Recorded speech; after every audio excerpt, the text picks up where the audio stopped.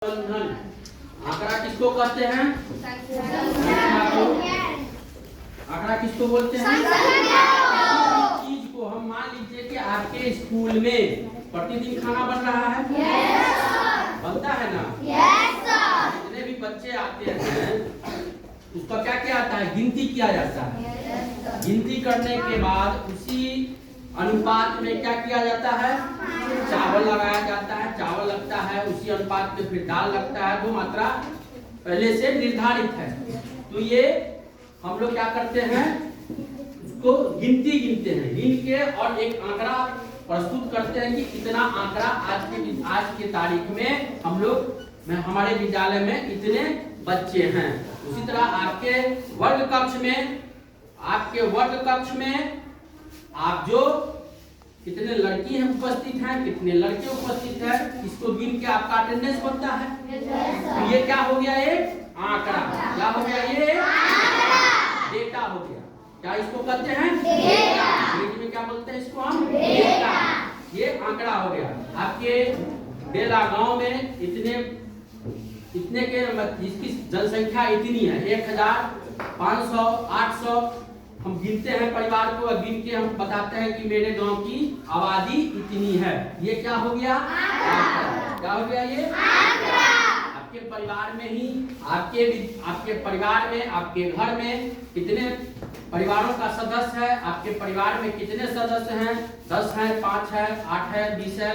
ये क्या हो गया? क्या हो गया? ये आंकड़ा आपने प्रस्तुत किया कि इतना आंकड़ा है।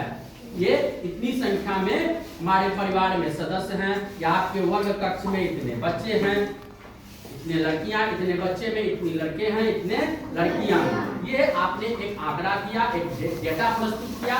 ये हो गया एक आंकड़ा। संख्या गिन के हमने बता दिया कि इतने बच्चे उपस्थित हैं। ये हो गया क्या? आंकड़ा। आंकड़ा को हम मापते हैं, गिनते हैं, ठीक है, और उसका रिपोर्ट करते हैं। जैसे बच्चा को आपने गिन के रिपोर्ट किया कि जब हमने हाथ गिन लिया इतने बच्चे हैं, इस बच्चे में इतने लड़के हैं, इतने लड़कियां हैं। ये हो गया आंकड़ा। अब इसका प्रबंधन करना है।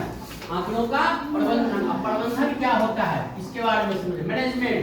अगर हम आपके क्लास में आए, सपोज कीजिए आपने कहा, कोई बच्चा ने कहा कि हाँ सर हम मैथ पढ़ेंगे, कोई बच्चा ने कहा कि नहीं हम इंग्लिश पढ़ेंगे, कोई बच्चा कह रहा है कि नहीं हम विज्ञान पढ़ेंगे, कोई बच्चा बोल रहा है कि आज हमको संस्कृत पढ़ा दीजिए। ठीक है, तो मेरे लिए तो दुविधा की बात है कि मैं आपको क्या पढ़ाएं। तो हमने इसके लिए क्या किया? मैंने कहा आपको कि ठीक है, कितने बच्चे मैथ पढ़ेंगे हाथ उठाइए, कितने बच्चे विज्ञान पढ़ेंगे हाथ उठाइए, कितने बच्चे इंग्लिश पढ़ेंगे हाथ उठाइए, कितने बच्चे हिंदी पढ़ेंगे हाथ उठाइए। मान लीजिए आज के डेट में आपके वर्ग कक्ष में 60 बच्चे की उपस्थिति है। ये आंकड़ा हो गया 60 बच्चों का। इस 60 बच्चों में मैंने देखा, आप लोगों की अभिरुचि को मैंने देखा कि कितने बच्चे कौन कौन से सब्जेक्ट पढ़ना, कौन कौन से विषय पढ़ना चाहते हैं। तो उसमें मैंने देखा, क्या देखा? मैंने प्रबंधन किया 60 बच्चों पे। प्रबंधन का मतलब यही समझ लो कि 60 बच्चों में मैंने एक मैनेजमेंट तैयार किया, एक प्रबंधन किया कि इसमें देखते हैं कि किन किन बच्चों को किस विषय में कितनी अभिरुचि है पढ़ने में। ठीक है, तो हमने देखा कि 8 बच्चे जो हैं वह मैथ पढ़ने में अभिरुचि रखते हैं, 10 बच्चे हिंदी पढ़ने में अभिरुचि रखते हैं, 15 बच्चे इंग्लिश पढ़ने में अभिरुचि रखते हैं, 18 बच्चे साइंस मतलब विज्ञान पढ़ने में अभिरुचि रखते हैं, 9 बच्चे संस्कृत पढ़ने में अभिरुचि रखते हैं। तो हमने देखा, इसको हमने छांटा कि गणित में पढ़ने वाले बच्चों की संख्या कितना है? 8 है। देखिए प्रबंधन कर रहे हैं, आंकड़ों का मैं प्रबंधन कर रहा हूँ। 60 बच्चों को जो मैंने आपके वर्ग कक्ष में 60 बच्चे हैं, उसको मैंने देखा कि कौन कौन से बच्चे किस विषय को पढ़ने में अभिरुचि रखते हैं, कौन सा उनका पसंदीदा क्या है सब्जेक्ट है, उसको मैंने निकाला, इसको प्रबंधन किया। ये मैनेजमेंट हो गया। यही मैनेजमेंट कहा जाता है। क्लियर? मैनेजमेंट यही है कि 60 बच्चों में कितने बच्चे संस्कृत पढ़ना चाहते हैं, कितने बच्चे मैथ पढ़ना चाहते हैं, कितने बच्चे इंग्लिश पढ़ना चाहते हैं, कितने बच्चे हिंदी पढ़ना चाहते हैं। ये मैं मैनेजमेंट करके निकाला।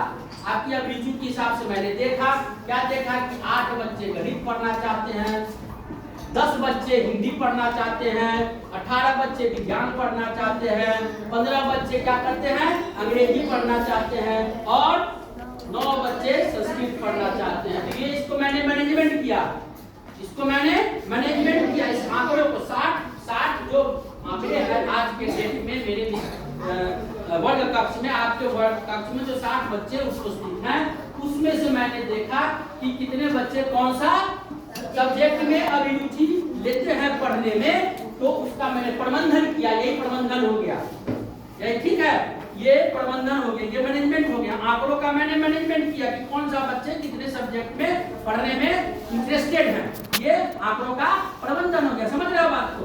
ये आंकड़ों का क्या हो गया, ठीक है। अब देखिए इसमें एक चीज और आता है कि हम आंकड़ों के प्रबंधन में कुछ वैसे चीज है जिसको मेरे लिए नई चीज है। वो नई चीज क्या है, आगे आ जाओ। वो नई चीज क्या है, टैली चिन्ह, जिसको हम बोलते हैं खड़ी लकीर को हम क्या बोलते हैं, खड़ी लकीर को क्या बोलते हैं, खड़ी लकीर को क्या बोलते हैं, अब जैसे गणित में 8 बच्चे अभिरुचि पूर्वक पढ़ना चाहते हैं, इंटरेस्टेड हैं, तो हम 8 को खड़ी चिन्ह पार दिए, 8 लकीर दे दिए, 8 को खड़ी चिन्ह का मैंने लकीर दे दिया। तो 1 2 3 4 5 6 7 8, ये टैली क्या कहेंगे इसको हम, टैली चिन्ह, इसको क्या बोलेंगे हम, टैली चिन्ह, ठीक है। यहाँ 8 अंक में लिख दिए। फिर इसी तरह हिंदी में 10 बच्चे पढ़ना चाह रहे हैं, ये टैली चिन्ह के माध्यम से मैंने 10 लिख दिया। फिर विज्ञान में 18 बच्चे पढ़ना चाह रहे हैं, उसको हम टैली चिन्ह के बारे में खड़ी लकीर मैंने 18 खींच दिया और ये अंक में लिख दिया 18, ये अंक में हो गया और ये टैली चिन्ह हो गया। तो ये टैली चिन्ह, ये एक नया शब्द आ गया, नया चिन्ह आ गया, टैली चिन्ह। खड़ी लकीर को हम क्या बोलते हैं, टैली चिन्ह, खड़ी लकीर को क्या बोलते हैं हम, टैली चिन्ह। तो अब एक चीज है कि टैली चिन्ह को हमको छोटा करना है। अगर हमको 30 लिखना है, 50 लिखना है टैली चिन्ह के माध्यम से, तो क्या होगा, उसको हमको 50 को खड़ी लकीर देना पड़ेगा, खींचना पड़ेगा, तब वो क्या हो जाएगा, तब वो 50 कहलाएगा। तो ये प्रोसेस क्या हो गया, बड़ा हो गया, ये टैली चिन्ह बड़ा हो जाएगा।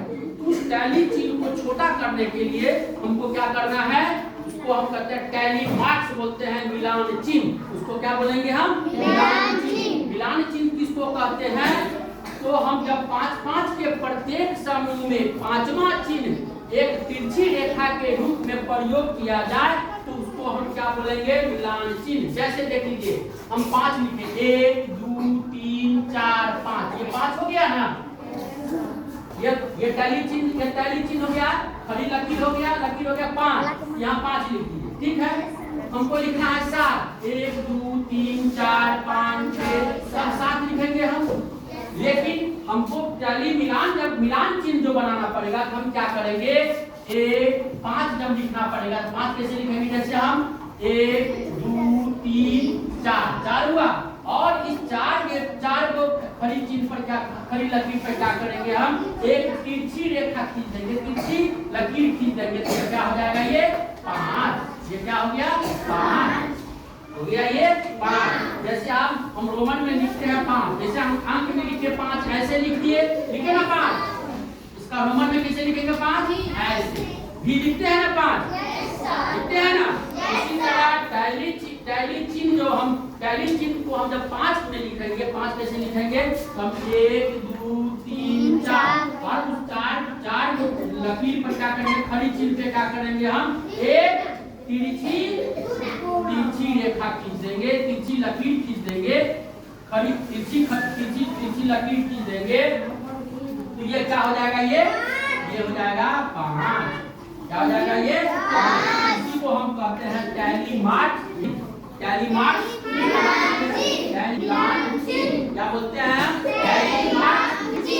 टैली मार्क्स, मिलान चिन्ह। जब हम 5 लिखना रहेगा हमको तो 4 खड़ी लकीर खींचेंगे, 4 खड़ी लकीर खींचेंगे, उस पर एक तिरछी लकीर डाल देंगे, वो क्या हो जाएगा 5। वो क्या हो जाएगा 5। इसी तरह हमको अब छोटा हो गया, अब ये हो गया ना छोटा, हमको 7 लिखना है। कैसे लिखेंगे 1 2 3 4, ये लिखिए, ये 5 हो गया और इस पर एक लकीर खींचिए, ये 5 हो गया। ये 5 में 1 2, ये क्या हो गया ये 7। 5 2।